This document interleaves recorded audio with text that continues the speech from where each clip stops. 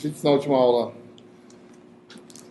fez uma abordagem geral sobre as equações de Maxwell, né, e a balanço de energia. A gente hoje vai analisar, né, as equações de Maxwell no regime permanente senoidal, certo? E a gente,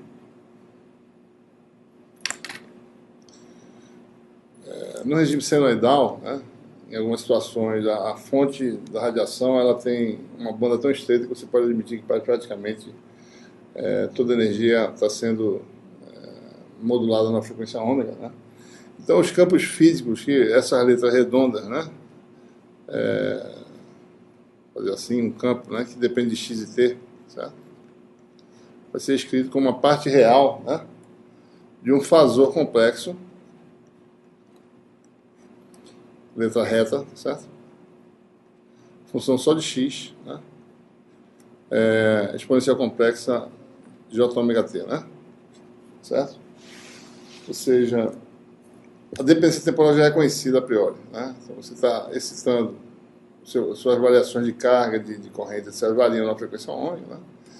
Então o seu campo físico é obtido dessa operação, tá certo? Isso aqui é um vetor fasorial, vetor fasor, né? 3 componentes, e cada componente é uma variável complexa, certo? Então é um fasor, né, também, certo?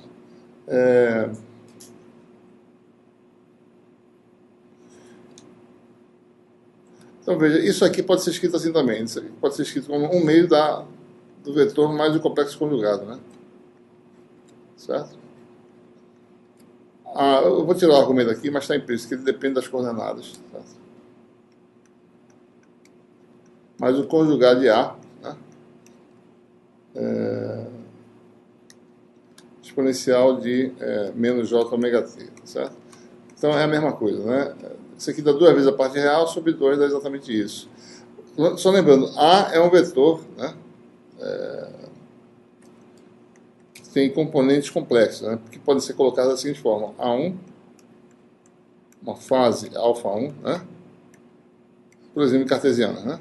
Os 3 componentes, fase alfa2 e A3, uma fase associada a A3 com A1, A2 e A3 sendo números reais, né? Certo? Então, vamos utilizar esse princípio, ou seja, quer dizer o quê? O campo certo? Físico, né? É a parte real, ou um meio, né, de fasor j ômega t mais o complexo conjugado, certo? O mesmo para todas as outras grandezas, né? Certo? B, né? H, certo? J, né? As grandezas físicas, D, né? E assim por diante. Todas têm expressões semelhantes, né? Se você joga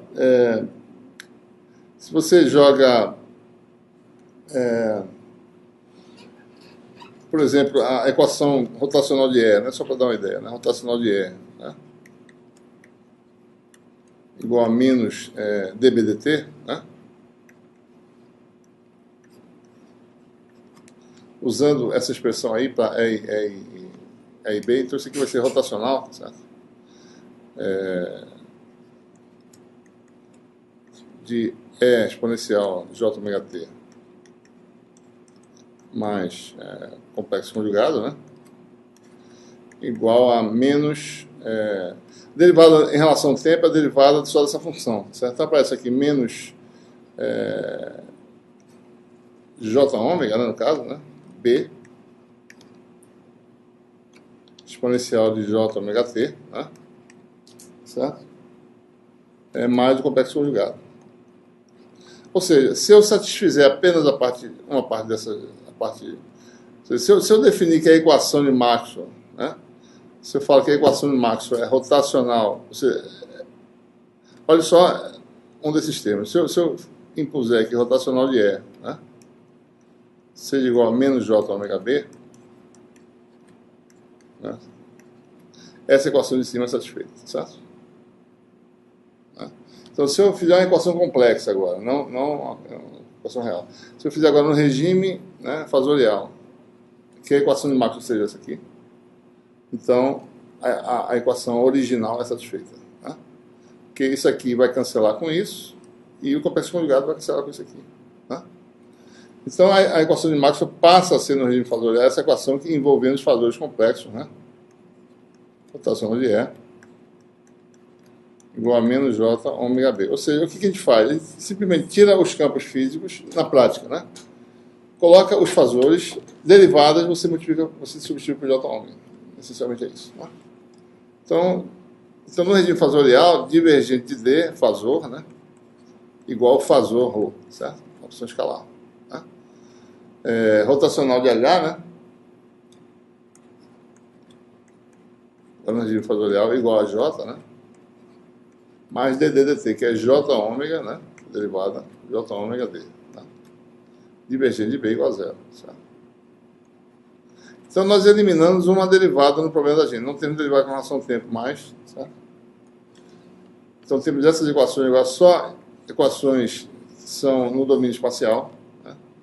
E você tem aí a relação constitutiva envolvendo os fasores. Né? D igual a ε0E mais P, né? Tudo fasor agora, tá certo? B igual a μ0 H mais I, né? Certo? É importante observar que uma vez que nós temos agora vetores dessa forma aqui, né? Observe que o módulo do fasor vetorial, certo? Não é ele escalar ele, o quadrado do módulo não é ele escalar ele mesmo, mais, certo? Que ele escalar ele mesmo é um número complexo. Né? Basta você ver aqui. Se você vier para o escalar desse vetor com ele mesmo, vai ser esse ao quadrado exponencial de 2j, alfa 1, né? Mais etc. Isso não é um número real. Né? Então, o módulo de um vetor fasorial, certo? Módulo quadrado, né? Tem que ser definido de forma que dê um resultado real. Né? Esse aqui é simplesmente A, produto escalar com o conjugado de A. Né? Certo? Aí você tem o fasor real. Esse aqui vai dar o quê? Né? Vai dar A1 ao quadrado mais A2 ao quadrado mais A3 ao quadrado. Né? Certo? Sai a fase. Bom. Uma outra questão importante é as grandezas variam no tempo, mas o que tem significado para a gente em muitas situações, quando é um regime harmônico, né? É o valor médio de uma grandeza no tempo, no período, né, da oscilação. Então, a gente precisa ver essa questão. Qual é o valor médio de algumas coisas que acontecem frequentemente aqui na teoria, certo? Por exemplo, o valor médio do produto escalar de duas grandezas, né? Ou do produto vetorial. Vamos começar pelo escalar, certo? Isso aqui é as grandezas físicas no tempo, né? A é a função do tempo, de x, de B também, certo? Ora, o valor médio seria 1 sobre o período, né? Certo? Integral no período. Botar aí no período começando no instante tempo t igual a zero, né? dt. Produto escalar. Isso aqui é redondo. A, produto escalar com B. Certo? São as letras redondas aí, né? Só lembrando, esse período aqui é 1 sobre frequência, né? Que é igual a 1 sobre ômega vezes 2π. Né? Quer dizer que 1 sobre t é ômega sobre 2π, né? Também, equivalentemente, certo? Né? Então, esse valor médio é mais ou menos isso, né? A escalar B. Esse B é um vetor qualquer, não é um vetor magnético, não. Não é um vetor de densidade magnética, não. De fluxo magnético, não, certo? Isso aqui vai dar ômega sobre 2π, né? Integral em um período, 0 a t, 2π sobre ômega, né? dt a escalar. Aqui, não, aqui está errado, isso aqui é reto. Fiz errado aqui. Ah, não, está certo. Não, está certo, está correto. A escalar B, né? Se eu escrever a expressão para A e B, em termos do... Observe que A é um meio, né? Do fasor A de J ômega T mais o complexo conjugado, vamos fazer assim, tá certo?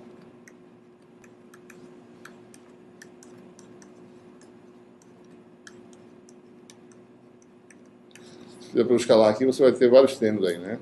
Então, vou fazer aqui A escalar B, vai dar 1/4, né, para começar. Eu tenho os termos cruzados que não dependem do tempo, AB conjugado mais A conjugado B, tá certo?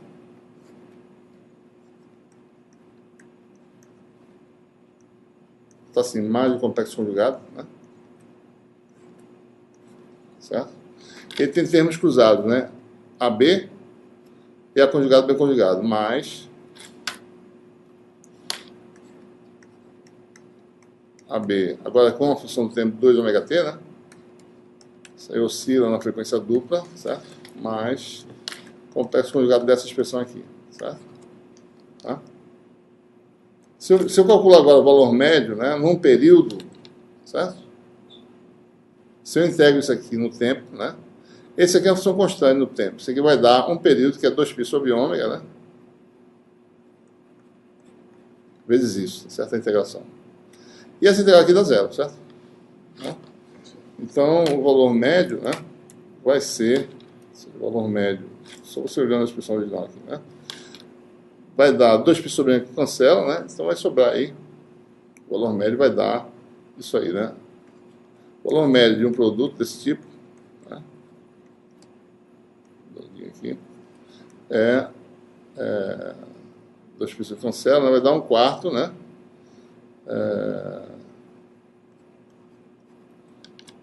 1/4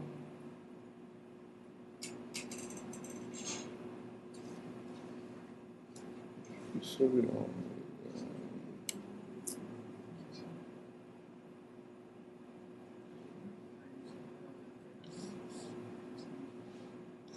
1/4, ou melhor, faz assim, ver que está aqui, 1/2, tá certo?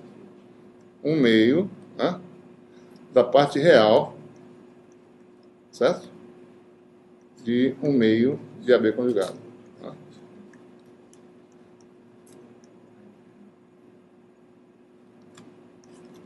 Não é isso?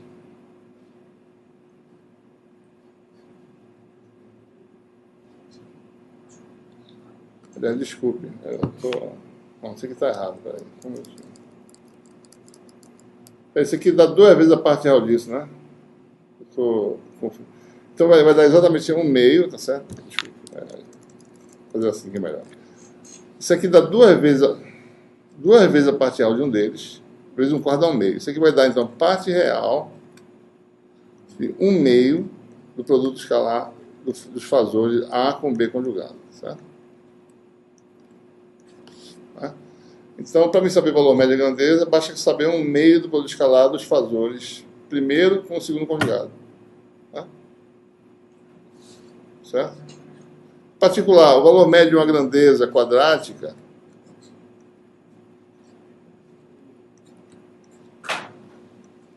é 1/2, né? Parte real, certo? Bom, vai dar exatamente 1/2 de módulo de A ao quadrado, né? Que aí você tem um número real, certo? Né? Que acha lá, né? E assim por diante. A gente tem também o vetor de Point, daqui a pouco a gente vai ver, né? A gente tem o valor médio de A vetorial B, né? Duas grandezas, produto vetorial de duas grandezas. Vai ser algo parecido, né? Da parte real de 1/2 do produto vetorial. Né? Fasor vetorial com fasor B conjugado. Então, é um meio dos produtos dos fasores vetorial escalar que tem o significado de valor médio do produto das grandezas físicas, certo? É algo importante em si. Bom, vamos ver agora. Está claro aí, né, pessoal? Alguma dúvida?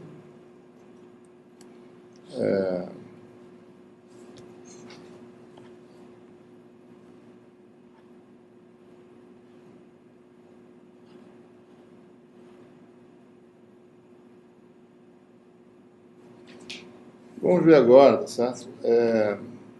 Como é que fica o nosso teorema de Point, que derivou no caso geral, tá certo?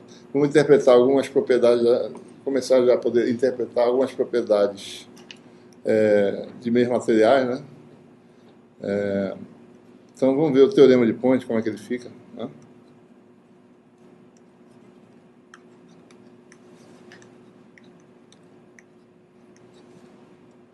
no regime senoidal, né? Certo? Então, a gente vai definir aí o vetor de Poynting, certo? Vai definir, já definiu na aula anterior, né? Nosso S redondo, né? Que é... Esse regime senoidal ondas planas, é isso? Não, ondas planas ondas planas é um tipo de onda, tá certo? Que é possível no regime senoidal. Existem outras várias possibilidades. Mas ondas planas, não é ondas planas, a variação no tempo é assumida, conhecida, variando a frequência no harmônico, ômega, certo? Frequência conhecida. A variação temporal. No espaço a gente não sabe, pode ser onda plana, pode não ser, depende do tipo de situação, certo? Então S igual a E vetorial H, né? Certo? Se você usar as expressões... Bom, a gente sabe que essa é a grandeza do valor médio de S, certo? Né? Que é o produto é o quê? É um meio da parte real, né? Ou real de um meio, né? Fazer assim que é melhor. A gente sempre usa o valor no meio, sabe? A parte real de um meio, né? Que o vetor fasorial é vetorial conjugado de H, né? Certo? A gente vai definir um vetor de Poynting complexo e ver as propriedades dele, né? A gente vai chamar isso aqui do vetor de Poynting complexo, certo? Esse vetor aí. A parte real dele, aliás, a parte real dele dá o valor médio da potência, né? Da densidade de potência no espaço, né? Da onda eletromagnética. Então, agora um S reto, muito parecido com o anterior, né? Mas tudo bem. Assumo que isso aqui é diferente desse, certo? Então, é muito difícil fazer um S mais... Tem que fazer um outro S, talvez. Um redondo mais diferente. Mas, esse vetor complexo aí, a gente vai analisar as propriedades dele e interpretar, certo? Em algumas situações. A gente especificamente quer saber o divergente de S, como fizemos na aula anterior, né? Divergente de S, certo? E daí aplicar o teorema de Gauss e integrar a nossa superfície fechada, certo?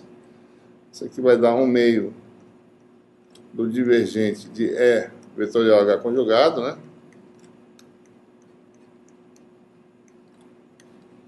E aí tem uma regra de cadeia aqui para produto vetorial, né? Que a gente usa, tá certo?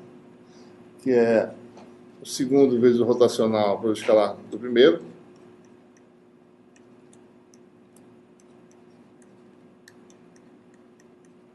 Né? Mais, menos no caso, menos o primeiro rotacional do segundo, né? Produto escalar com rotacional do segundo. Certo? E nós sabemos das equações máximas. A rotacional de E vale o quê, né? Menos J ômega B. Certo? Rotacional de H é quem? J conjugado de H da J, né? Mais H, rotacional de H conjugado da J conjugado. Daí tem mais J ômega D. Daí o conjugado disso vai dar menos J ômega D conjugado. Né? Então, quando a gente faz quando a gente faz isso aí, tá certo? Isso aqui vai dar divergente de S, né?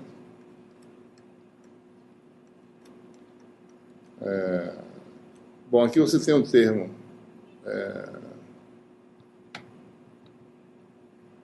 tá certo, isso mesmo. Menos botar menos, bom, depois muda o sinal. Menos escalar J conjugado, certo? Aí tem um termo em J ômega aí, né? Mais, botar 2J ômega, vai ficar, se eu boto 2J ômega, então esse produto escalar aqui vai ficar um meio dele, né? Um meio de ED conjugado, né? Aliás, desculpa. Isso aqui é menos um meio, eu esqueci de ser um meio também, né? Menos um meio disso. E aqui, para dar um meio, tem que ser um quarto, né? BH conjugado, né? Menos um quarto de BH conjugado, né?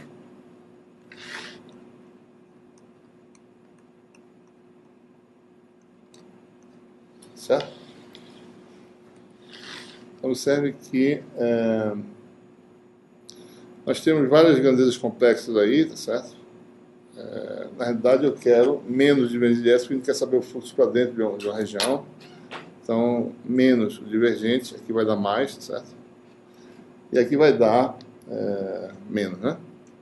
Isso aqui sai, fica menos, né? A gente identifica essas densidades de energia complexas, certo? Chamado WE, porque isso aqui é energia por unidade de volume, né? A gente já viu isso antes, né? Isso aqui é tempo, 1 sobre tempo, então é potência, né? Por unidade de volume, então, quando integrar num volume, né, vai dar potência. Então, isso aqui vai ser... Isso aqui é um W, né? Vou fazer um Wzinho. A energia complexa WL vai definir, certo? Como sendo o primeiro termo, ED conjugado sobre 4. Né? E a energia complexa, a densidade de energia complexa magnética, né? Ele vai chamar desse segundo termo lá, BH conjugado sobre 4, né? Certo? Se a gente integrar agora, usar o teorema de Gauss, se eu pego ambos os membros e integro no volume, se eu integro, né, um volume fechado qualquer, dV, aqui vai ter um dV, né, aqui também, certo? Usando o teorema de Gauss, aí você tem um fluxo para dentro de uma superfície fechada, né? Você tem aí uma superfície fechada, como na aula anterior, né? Então você tem aí o elemento de área, né? Para fora. Isso aqui é a superfície sigma, né? Isso aqui é o volume de integração V. Aplicando o teorema de Gauss, você tem o fluxo para dentro, né? De S, produto escalar com menos d sigma, né? Vai ser igual à integral de volume dos outros termos, né? Vai dar um meio da integral de EJ, né? Conjugado. Depois tem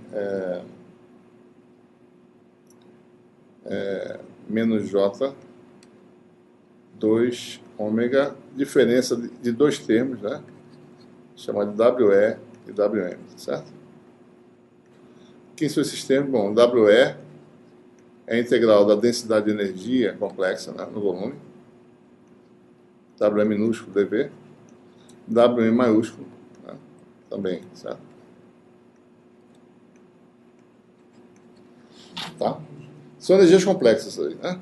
O que quer dizer, a gente vai ter que entender daqui a pouco, certo? Vamos ver o que quer dizer isso, né? Já. Né? E lembrando, a integral dessas grandezas, né?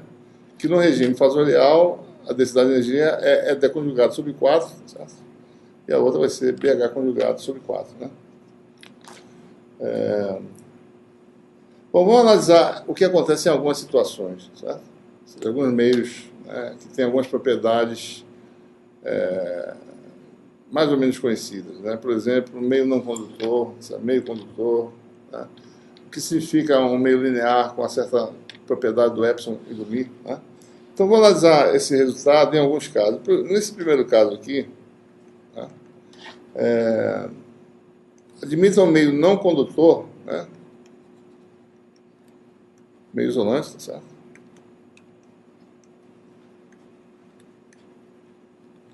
Epsilon e mi linear, né? Certo? Isotrópico, né? Eu estou assumindo também. Simples, né? Um meio simples, linear, homogêneo, isotrópico. Epsilon e mi são funções reais. Observe que agora, né, como eu falei anteriormente, efeitos de defasamento existem. A gente vai estudar com mais detalhe essas funções epsilon e mi no curso, certo?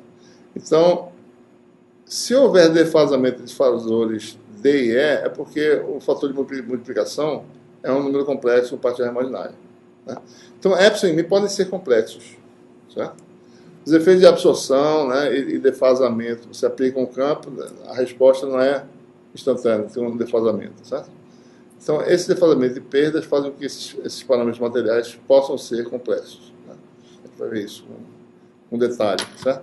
Mas vamos admitir que esse efeito seja desprezível, ou seja, epsilon reais. Existem regiões em que isso pode acontecer, certo? Então, o que acontece? Né? J vai ser igual a zero, né? Porque J é sigma E. Né? Se a condutividade do meio é nula, né? J igual a zero, certo?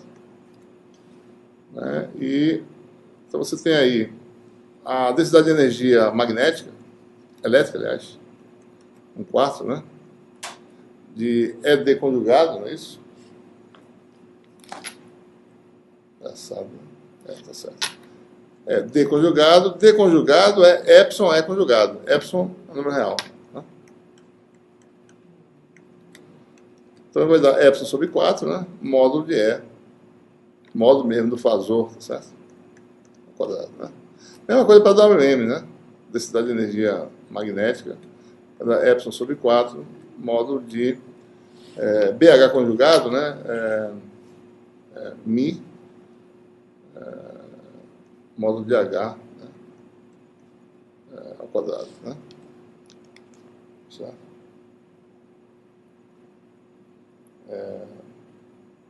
Então essas densidades de energia são puramente reais, né? Ambas são reais, certo? A gente viu isso em energia armazenada, capacitor e indutor, por exemplo, né? A gente chega a essas contas também. Chega. A gente pode interpretar em termos desse balanço de energia, isso. Então observe, né? O turning point, né? O fluxo para dentro da superfície fechada, que a gente acabou de fazer, vai ter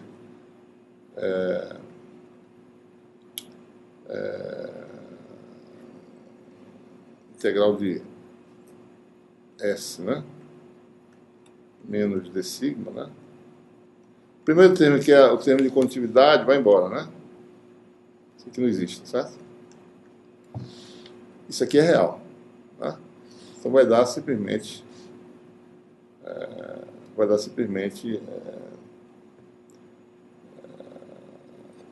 ou seja, a parte imaginária disso aqui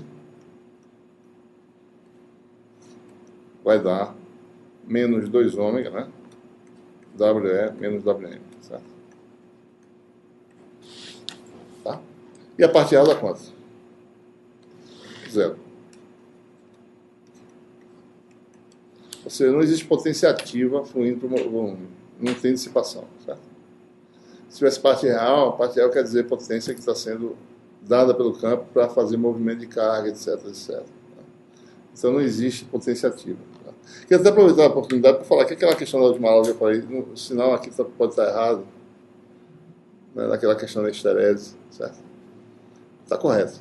É isso mesmo. Ou seja, depois de um ciclo, o campo deu energia para o sistema, certo? Essa energia tem que ser gasta de alguma forma, né? Porque caso contrário vai aumentando para sempre, né? Ela tem que ser dissipada. Então, em cada ciclo, o campo dá energia, certo? Essa energia dissipada. Que nem no caso do controle, né? O campo dá energia para o sistema de cargas, né? As colisões fazem com que essa energia seja transferida para a rede e o sistema aquece, né? Só que esse não estava certo, não era possível. Era para ser positivo, certo? Então aqui também, aqui não tem fluxo, não tem parte real, né? Não existe, no caso, seja, como as coisas que a gente mede são a parte real, né, da potência, tá? Não existe, então não existe energia ativa, não existe dissipação. A energia só fica armazenada no campo eletromagnético, né? Então ele só tem potência, como a gente chama de potência reativa, tá certo? Que é representada pela parte imaginária do vetor de Poynting, certo? Do fluxo de potência, né? Certo? Observe que um sistema que tenha o WE maior do que WM, certo? Vai ter uma potência reativa negativa, né? Certo? Vai ter um sinal negativo da potência reativa. Um sistema desse ele é predominantemente o quê? Ele é mais elétrico do que magnético, certo? Ele é predominantemente o quê? Capacitivo, né?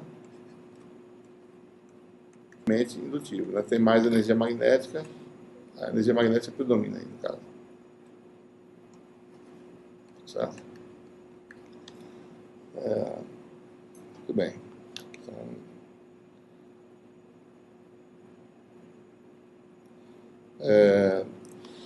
bom, no segundo caso, interessante também, que a gente pode analisar aqui, é um caso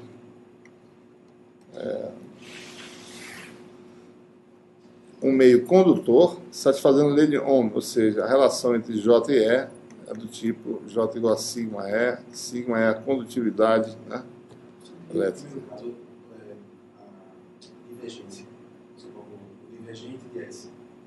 Divergente. Depois como a integral do volume todo. Você daí integrou, né? Da parte real é a parte imaginária. A parte real daquele fluxo é a potência ativa, dá zero. Isso. A parte imaginária é um valor qualquer que depende do tipo de sistema. Mas essa energia não é consumida, ela fica só armazenada. E qual é a pergunta? No caso, assim, se negativo ou positivo tem a ver com o sofredor, tem a ver com... Não. Não tem a ver nada. Só tem que dizer que o sistema é mais elétrico do que magnético. Mas entendeu? Um circuito LC lá qualquer, né? Mas depende da condição que você tiver. Acima da ressonância ele é uma coisa, abaixo outra coisa, na ressonância as duas são iguais, tal, etc. Tá por aí. Certo?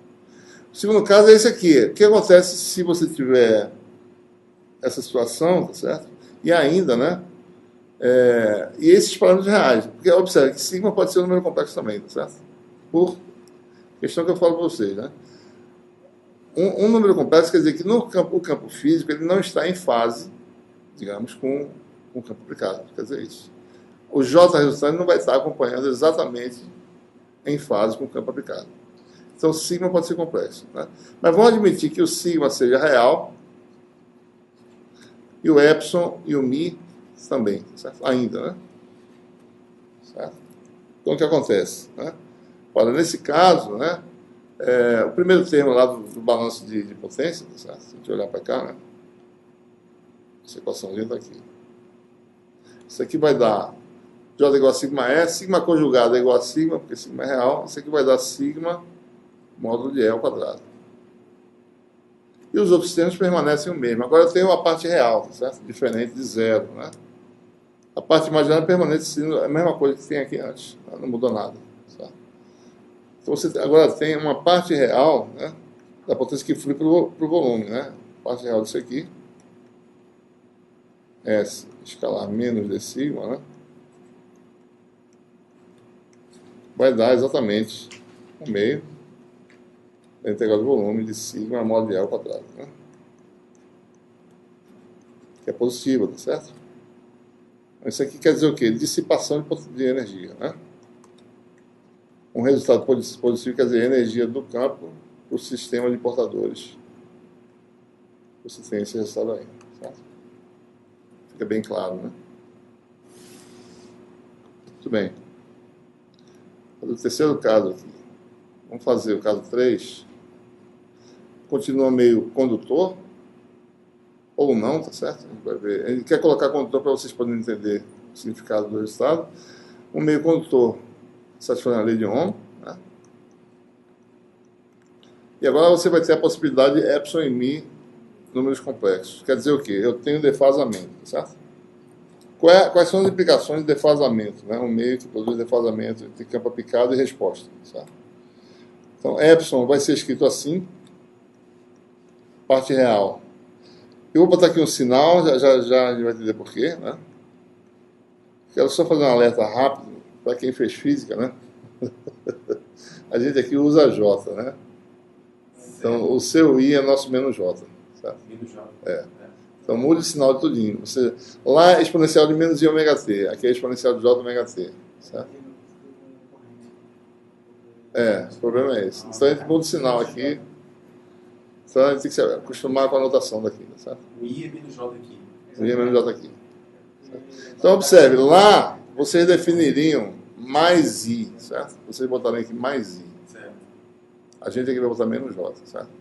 Então, fique atento para essas diferenças. E vice-versa, tipo, menos I, você vai ser Não, menos I. você, onde tiver I, bota menos J, certo?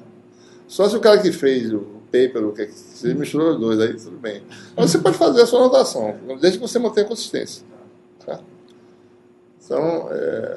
Então, a gente vai botar esse sinal aqui, vai ver por que tem que ser negativo em engenharia elétrica, né? Mi, linha menos J, mi duas linhas, né? Então, se a gente jogar isso na equação lá, tá certo? Isso aqui permanecendo real, tá? Só para não complicar muito, isso aqui ainda é real. Né? Então, Aqui tem uma coisa um pouquinho errada, tá certo? Que eu já identifiquei aqui, né? Eu uso a mesma letra para duas coisas diferentes, então tem um erro aí conceitual que eu tenho que mudar depois, certo? Mas a discussão dá para entender como é que fica. Veja, deixa eu voltar aqui para cima, a gente vê aqui.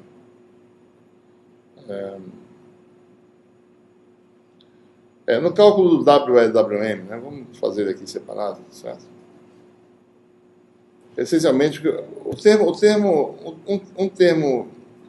esse termo aqui vai existir de novo, tá certo? Ele vai permanecer na nossa equação, né? Bom, mas a questão é, as densidades de energia complexas, né, que são 1/4, né, de dE conjugado, né, vou repetir aqui, certo? WM, densidade de energia, é 1/4 de BH conjugado, né? Não é D conjugado aqui. Vou apagador mesmo. Deixa eu ver. É D conjugado, né? Racional de H é igual a. É isso mesmo. É D conjugado, tá? É D conjugado. E aqui é BH conjugado, né? Quando a gente joga essas expressões aqui, certo? Então você tem agora uma energia, né? Sem parte raiz imaginária.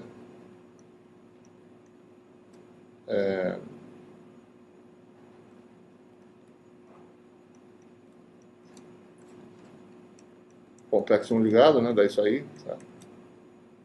Vezes E conjugado, né? Seja 1/4, né? Epsilon' mais J epsilon 2 linhas, módulo de E ao quadrado, né?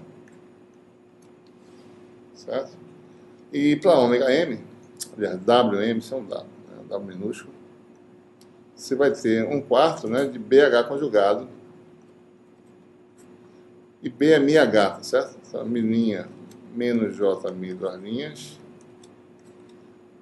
módulo de H ao quadrado, né? Certo? Então você tem aí a integral de volume disso aí, certo? Que é o WE maiúsculo, né? Vai dar 1/4, né? Desse fator aqui, da integral de volume, né? De módulo de A ao quadrado, dV, né? Mesma coisa para o WM maiúsculo, né? A única diferença é que ele integra no volume, tá certo?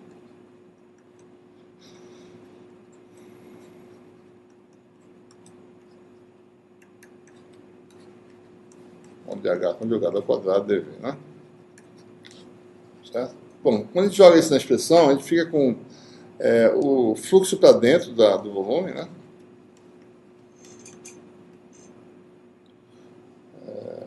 Vai ter uma... Aliás, deixa eu botar aqui a expressão, tá certo? Vou botar a expressão normal, S menos D sigma, né? Vai ter um termo de aquele termo ali, tá certo? Esse aqui, né? Sigma é 2. Né? É 1/2, né? 1/4, 1/2.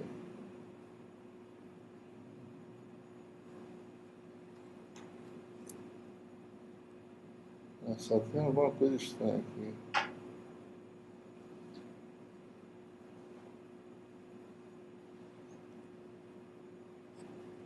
Só um minuto.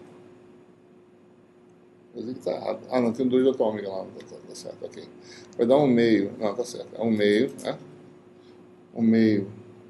A integral de volume de sigma é 2. Certo? Dá menos 2J ômega, né? Vai ficar a diferença desses dois termos aqui, certo? Isso aqui vai dar...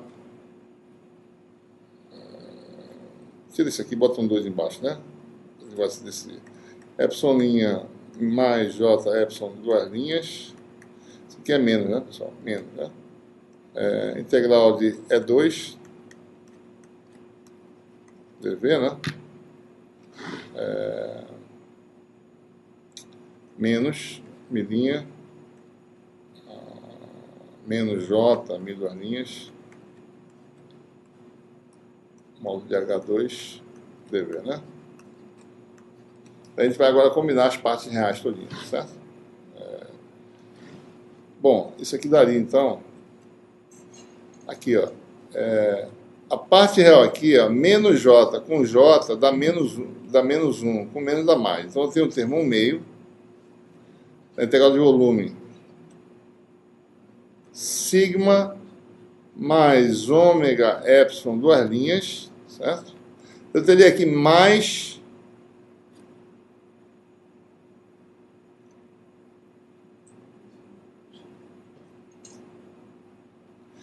isso aqui é menos com menos com mais, com menos dá menos, J com J dá menos, então dá mais de novo, mais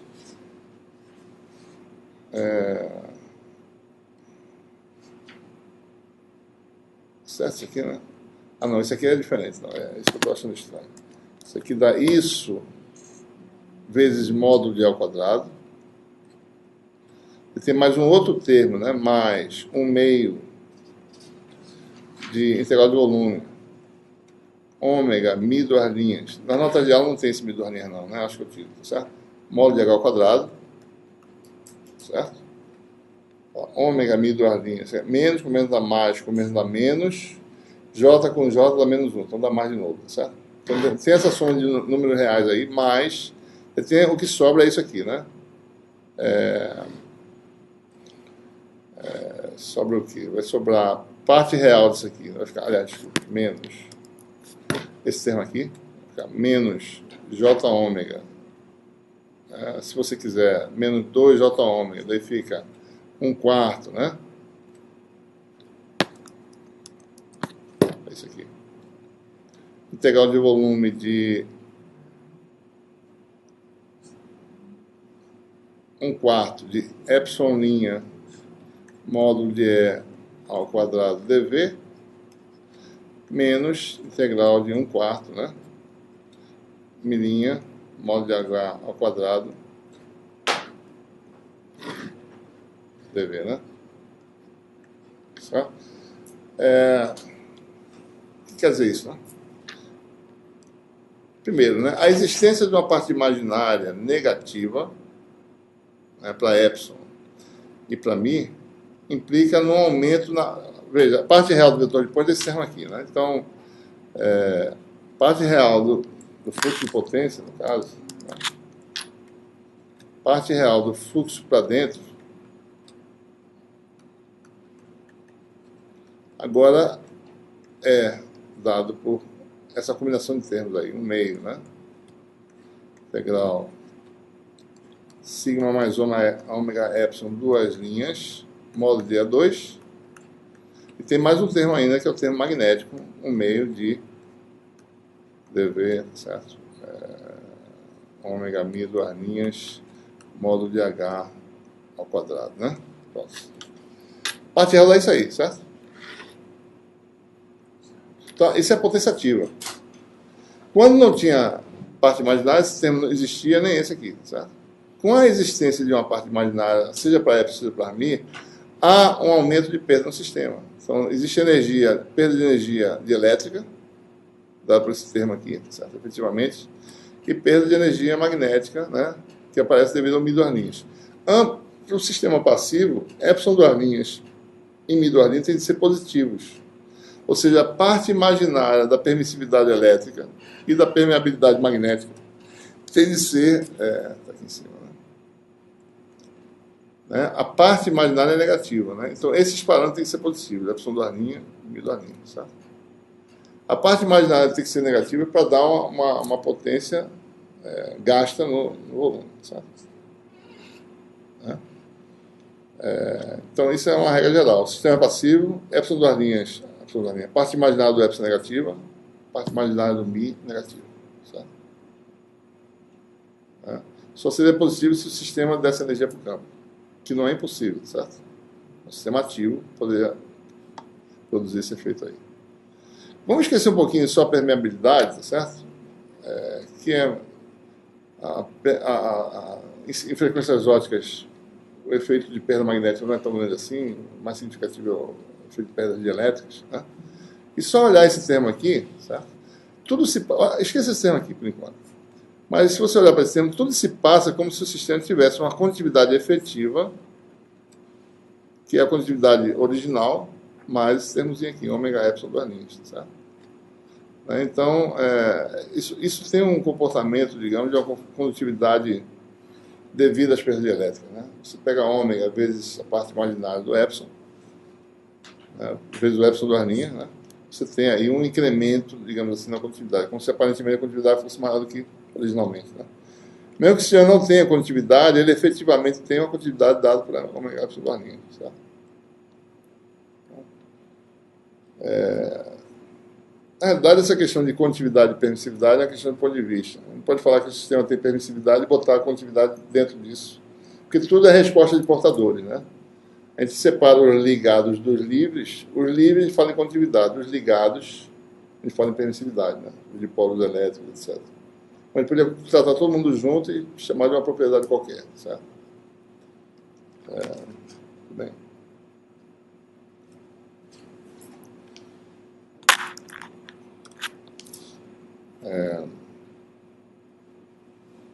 Vamos falar agora sobre como é que fica a equação da onda no regime harmônico, no regime permanente senoidal.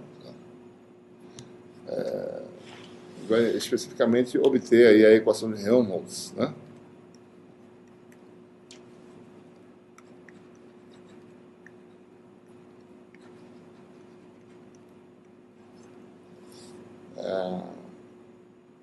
Bom, observe que vamos admitir um sistema novamente sem perda, né? Sem carga, sem corrente. Então a onda foi produzida em algum lugar e está chegando aqui onde a gente está sem carga. Nessa região não tem carga, livre de carga. Se a gente mexer nas equações, a gente vai chegar numa equação, né? Se a gente agora está no regime fasorial, se a gente combinar as equações, né? Como a gente fez anteriormente, né? A gente tinha antes algo assim, né? Laplaciano de uma função psi, né? No regime temporal, certo? Vou botar aqui uma outra letra para poder... A letra... pode ser psi mesmo. Psi. Menos d2 psi dt2, não foi? Igual a zero, né? Cada componente de campo satisfaz essa equação aí. Ora, psi, se for no regime fasorial, psi é a parte real, né? De um fasor φ, né? Exponencial de ômega t, né? Então, quais são as implicações nessa equação da onda, né? A gente pega a derivada segunda, multiplica, usa j ômega ao quadrado. Né? Se eu jogar aqui dentro, né? Certo? Se eu jogar isso aqui dentro, certo? Eu tenho o Laplaciano disso aqui, né? Tenho a derivada segunda disso aqui, tudinho. A derivada segunda do tempo só vai dar j ômega ao quadrado. Né? Então, efetivamente, eu obtenho Laplaciano. Isso aqui está faltando, né? 1 sobre V2, né? A velocidade rigorosamente deveria ser C no vácuo, né? A gente está botando a velocidade no meio qualquer, certo? Velocidade V, que é C sobre inservação e tal. Então, isso aqui é Laplaciano de φ. Né? E aqui vai ficar menos ômega 2 sobre V2, né? Com menos a mais. Né? Fasor φ igual a zero, né? Então a gente obtém essa equação, a gente chama K, essa razão, ômega sobre V, certo? Número de onda.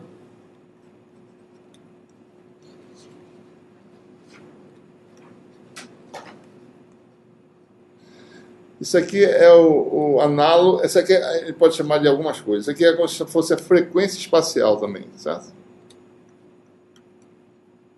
Frequência angular espacial.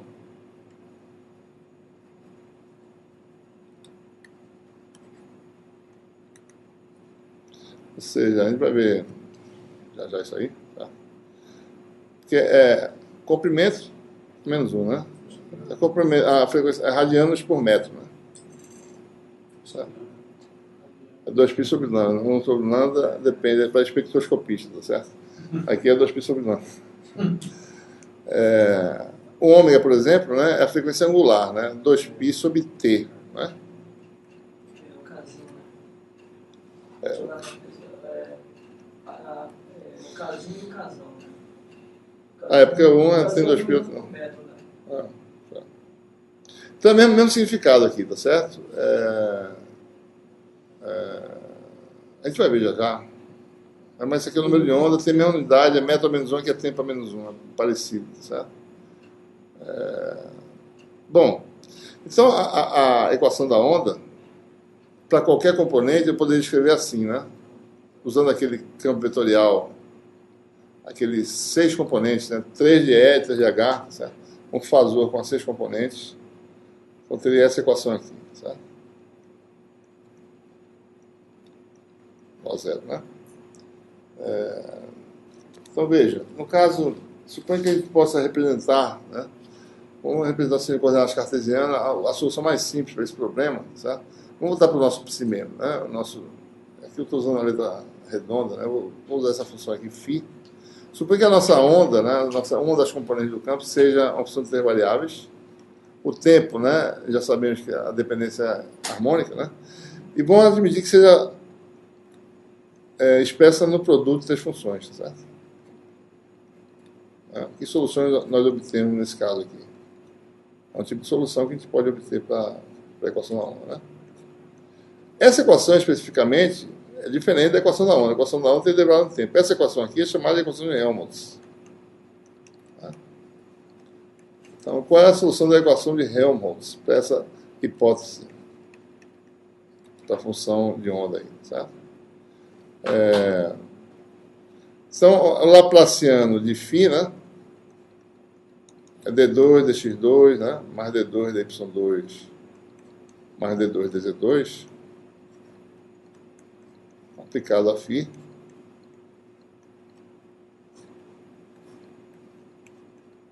Se eu uso essa forma, né? Então a derivada só vai derivar só um termo só. Né? Você vai dar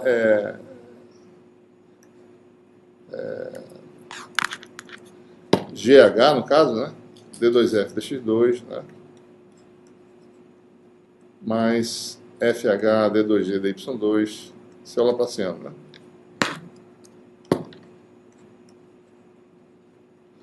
Mais FG D2H dz2, né? E vai ficar mais K2, né? Número de onda quadrado, FGH igual a zero, né? E se divide por FGH, a gente tem soma de termos, né? Vocês já viram isso algumas vezes, alguns de vocês, né? Vai ficar com 1 sobre F, né? D2F dx2 mais assim por diante, né? 1 sobre G D2G dy2 mais 1 sobre H, né? D2H dz2 mais K2 igual a zero, quer dizer, né? Aquela velha técnica de separação de variáveis, né? Cada termo depende de uma variável só, essa variação independente, só pode ser essa combinação dando zero se cada termo desse for uma constante, certo? Tá? Então isso aqui eu vou chamar de, para dar zero, isso aqui é um positivo, né? Esse número é real, tá certo? Então eu vou chamar isso aqui de menos um termo, menos kx ao quadrado, né? Menos ky ao quadrado, e aqui de menos kz ao quadrado. Todos os números reais, no caso, tá certo? Então você vai ter aí, ou seja, com a imposição que K2 seja a soma dos casos ao quadrado, né?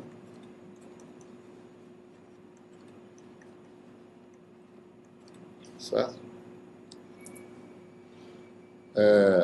Então você tem 3 equações diferenciais, né? Uma delas, vamos olhar só para a função f, tá certo? No caso, né? D2f dx2 mais kx ao quadrado f, né? Igual a zero. Vamos usar funções complexas para representar essa de forma mais simples, né? Então f é da forma exponencial de mais ou menos j kx x, né? Certo? Mesma coisa para as outras funções, né? Vão ser exponenciais complexos, né? Ou seja, em geral, certo? Eu vou ter combinações desse tipo, ou seja, a minha função φ pode ser escrita assim, né? Exponencial mais ou menos j kx x vezes G, né, que é exponencial de mais ou menos JKY. Y, né? Mais ou menos JKZZ. Vamos olhar especificamente uma solução que representa todas essas, certo? Ele vai definir um vetor, né? O vetor K, chamar o vetor de onda, certo? Componentes KX, KY, KZ, né? Cartesianas, certo? E o vetor posição, né? Componente X, Y, Z, certo? Então, se eu pegar só o sinal positivo, por exemplo, né? E colocar os sinais vão ser colocados nos parâmetros K. Tá? Então, eu tenho todas as situações possíveis. Posso mudar o sinal de onda, eu tenho outra solução e assim por diante. Né? Então, essa exponencial, tá certo? Que a gente está vendo ali, vai ser escrita assim, exponencial de menos, vou pegar um caso específico, tá certo? O sinal negativo, aliás. Né? Vou pegar o sinal negativo, que lá em física a pessoa pega o sinal positivo, a gente pega o negativo, tá certo? Para representar uma onda que se propaga no sentido de K. Então aqui vai JK escalar X. Isso é um tipo de solução, certo? Né? Então, cada componente do campo E ou H é uma função desse tipo aí. Tá? Então, uma solução geral para o campo E, por exemplo, é algo do tipo E igual a 3 componentes, tá certo? A, B, C, né? Cada componente é uma solução desse tipo aqui, né? Exponencial de menos J, produto escalar de K com X. Né? Tá? Então, a solução geral aí, né? Ou seja, esse aqui é um vetor, é zero, certo? E aí você teria a solução para E. Né? Um vetor constante e a parte espacial variando de forma harmônica, digamos assim, né? Certo? Observe, né? Ômega t no tempo, né? Frequência angular no tempo e o parâmetro tempo. Aqui vai ser frequência angular espacial, o parâmetro que é coordenado, certo? Não tempo, né? Coordenado espacial. Muito bem, aí você tem a solução para E, né? H pode ser obtido dessa equação aqui, né? Rotacional de E. Posso calcular a rotacional de E. Isso vai dar o quê? Vai dar menos J ômega B, mi H, né? Daí eu posso tirar o meu H, né? H igual a... Se eu passar para lá, vai ficar dividindo, né? Eu passo para cima, vai ser J sobre ômega mi, né? Rotacional dessa expressão aqui.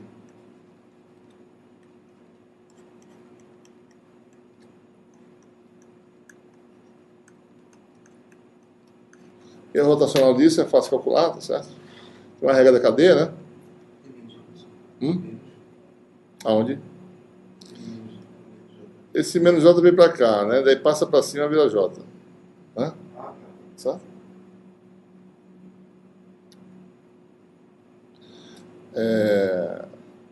Tem uma regra da cadeia aqui, né? Rotacional de uma função vezes um vetor, né? Menos A vetorial gradiente da função, mais F rotacional do vetor, certo? O vetor que a gente está falando aqui é o E0, né?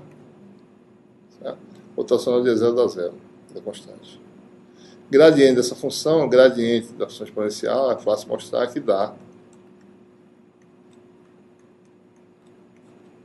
menos JK exponencial. J sobre ômega mi.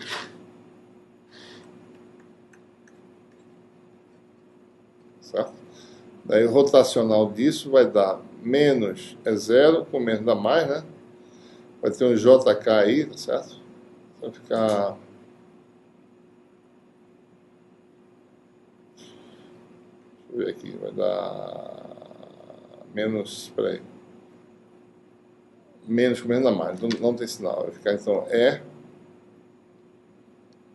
zero, né? Vetorial gradiente que está aqui.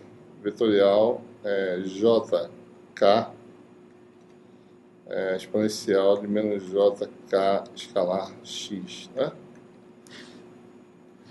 Certo? J com J dá menos 1, então ele muda a posição aqui, então H vai ser igual a K, produto vetorial com é zero isso aqui, que dá E, né? Sobre ômega mi, certo?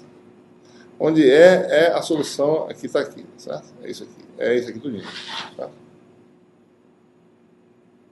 Então você tem a disposição dos vetores, na realidade, né? H é ortogonal a K, né? E a E, certo? Simultaneamente. Que ele é produto vetorial dos dois, certo? Ainda, bom, e E em relação a K em relação a K, porque E em relação a H eles são ortogonais. Eu tiro isso dessa propriedade. Divergente de E de epsilon é igual a zero, né? Que é o divergente de D, sistema sem densidade de carga, essa é a escada derivada. Então você pega a expressão para S, que vai dar a divergente de E zero, né? Exponencial. Certo? Regra da cadeia de novo, né? Parecido com aquela ali, tá certo? Isso aqui vai dar E escalar o gradiente, né? Da função exponencial, que dá menos JK. Esqueci aqui do sinal. Produto escalar, né? O gradiente disso aqui dá menos JK, função exponencial, né?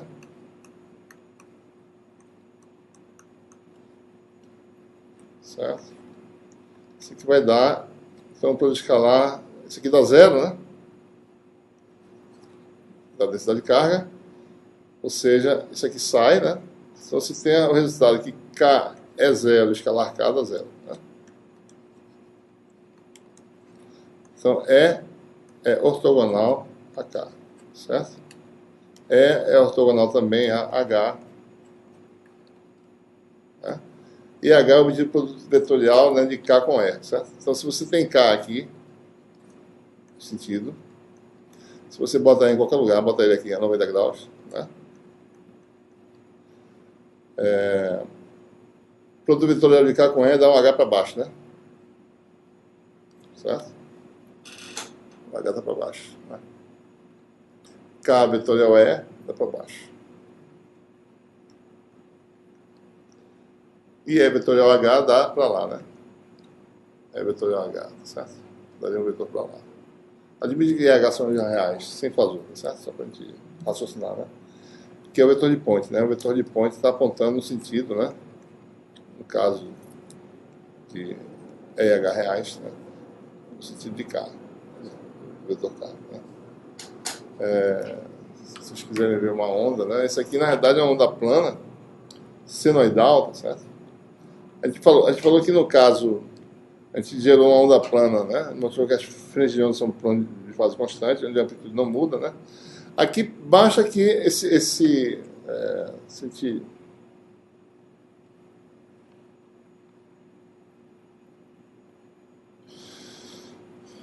para você manter a amplitude da onda constante, né, você tem que manter o quê? K escalar X constante, né? Uma constante qualquer. Se eu fizer isso, isso aqui não varia, né? Então, o lugar geométrico dos pontos em que a amplitude é constante é dada pela essa equação aqui, né? Isso aqui, ou seja, se você tem aqui a direção K, se você pega uma direção, um plano perpendicular a K, qualquer vetor que termine nesse plano satisfaz essa propriedade, certo? K escalar X é constante, né? Então a frente de onda é um plano, certo? Então, nesse plano ortogonal a K, a amplitude não muda, a onda tem amplitude constante, tá? É bom a gente observar aí, certo? Não falou aqui, mas vamos olhar, né? Se você orienta X ao longo de K, tá certo? Então, K escalar X, né? Vai ser K vezes X, né? Então, a exponencial é a exponencial de menos J kx, tá certo? Isso aqui se repete, né? A cada 2π, certo? Então, a periodicidade, se kx, né, igual a 2π, você tem um comprimento de onda, tá certo? K lambda, né, igual a 2π. Se x igual a lambda, né? Faço x igual a lambda, um comprimento onde a coisa se repete. Então você tem essa relação. Então essa onda ela varia ao longo de K senoidalmente, certo?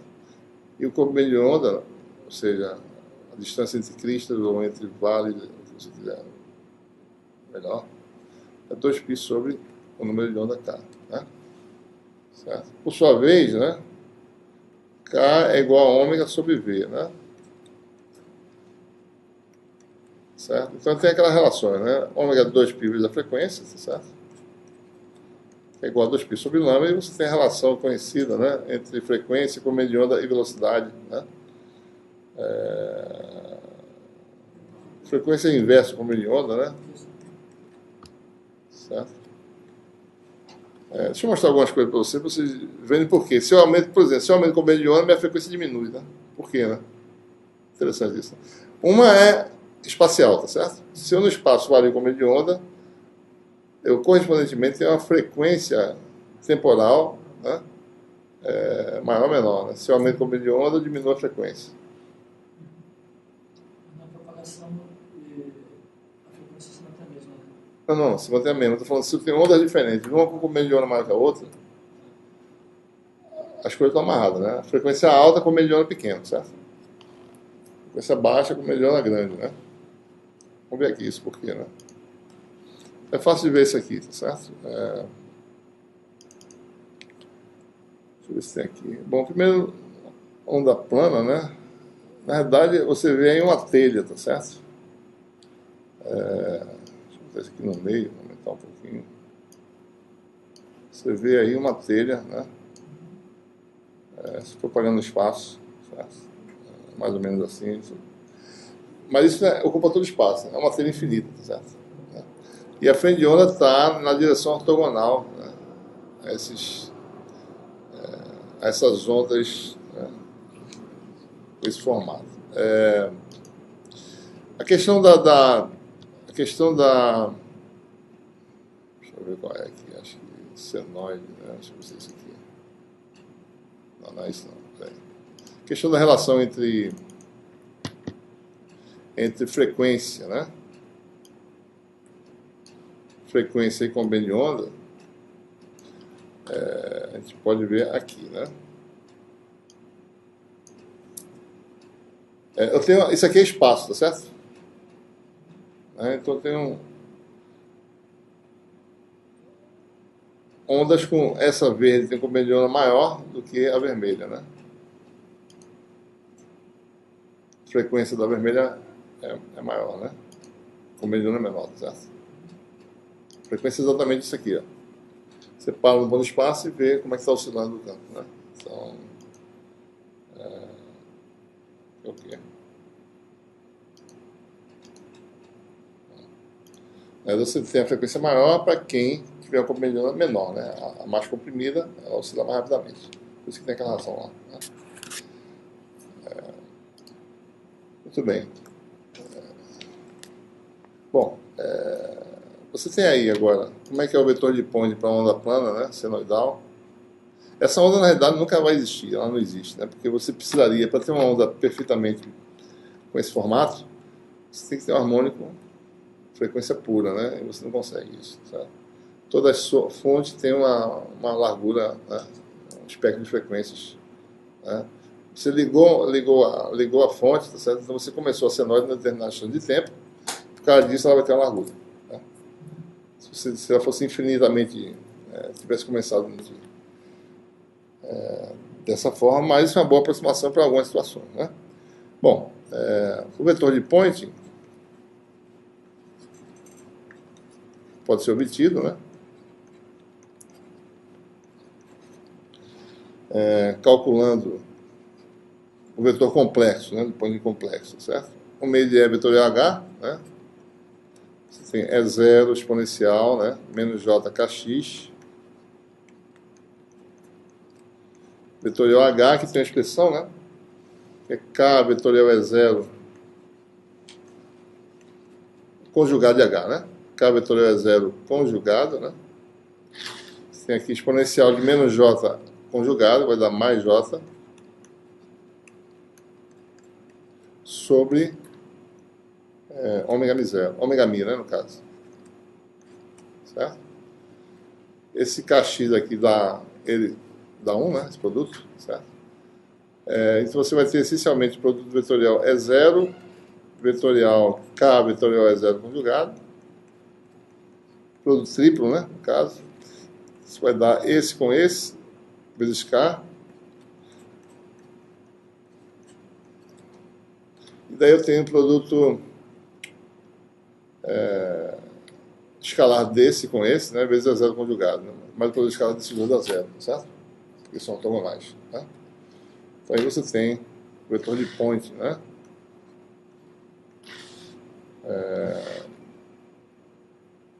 Um meio, tá? De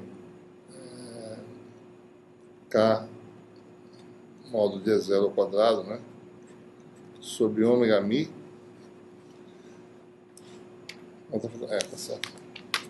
Tá? Observe que isso aqui é número real, tudo é real aqui, né? O vetor de point é real, certo? Puramente real. Né? Não tem energia reativa a onda plana, certo? Ou seja, a energia magnética, a densidade de energia, é igual à densidade de energia elétrica. Né? Então o sistema está perfeitamente sintonizado, né? Digamos assim, como se fosse um circuito ressonante. Né? Não existe diferença de energia, certo? Isso aqui pode ser escrito também assim, né? Se eu escrever K como sendo módulo de K, que é ômega sobre V, né? Vezes um vetor unitário, tá certo? Então, o vetor de onda tem módulo ômega sobre V, vezes o vetor unitário 1. Né? Então, isso aqui vai dar 1 meio, ômega cancela, né? 1 sobre ômega V, certo? Módulo de E0 ao quadrado, né? Certo? Então, errei alguma coisa aqui, não, V. Bom, a velocidade V é 1 sobre raiz de mi epsilon, né? Se eu jogar aqui, isso aqui vai dar 1 meio. Raiz 1 sobre, vou botar assim, 1 sobre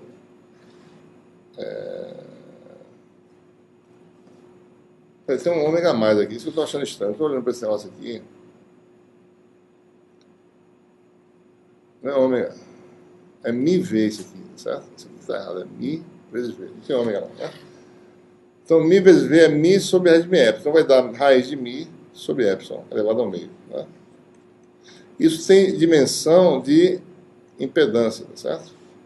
Isso aqui é chamado de impedância da onda, Z, maiúsculo, raiz de mi sobre epsilon. No vácuo, isso vale 377 ohms aproximadamente. Tá? Dá para calcular isso aí, certo? Então, se você sabe a amplitude do campo em tantos volts por metro, dividido por 377 no vácuo, você tem a amplitude do campo magnético da onda. Né? Certo? Então, o vetor de point é parecido, é V2 sobre R, né? Certo? A potência elétrica no circuito, V2 sobre R é campo, né? Que é a tensão, tá certo? Sobre impedância, né? Campo ao quadrado sobre impedância. Né? Então, essa expressão aí. Então, o vetor de point, né? Aqui está faltando alguma coisa, né? Está faltando o nosso U, né? Esqueci aqui de algumas coisas. Tem um U aqui.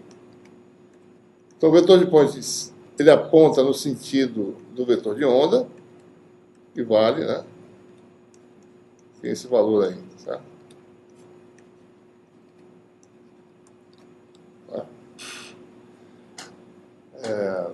Bom, é fácil vocês verificarem, fazendo as continhas aí, que o vetor de point também pode ser escrito assim, né? Usando densidade de energia, tá certo? Escrito da seguinte forma: velocidade de propagação vezes densidade de energia eletromagnética, certo? Vezes o vetor U, né? Só para mostrar que é como se a energia se propagasse com velocidade v, certo? E essa densidade de energia eletromagnética é a soma das duas energias, né? Isso aqui vai ser 1 meio de epsilon mod E ao quadrado, né? Certo? Mais 1 meio, que é o termo lá, tem uma... desculpa, 1/4, né? É 1/4.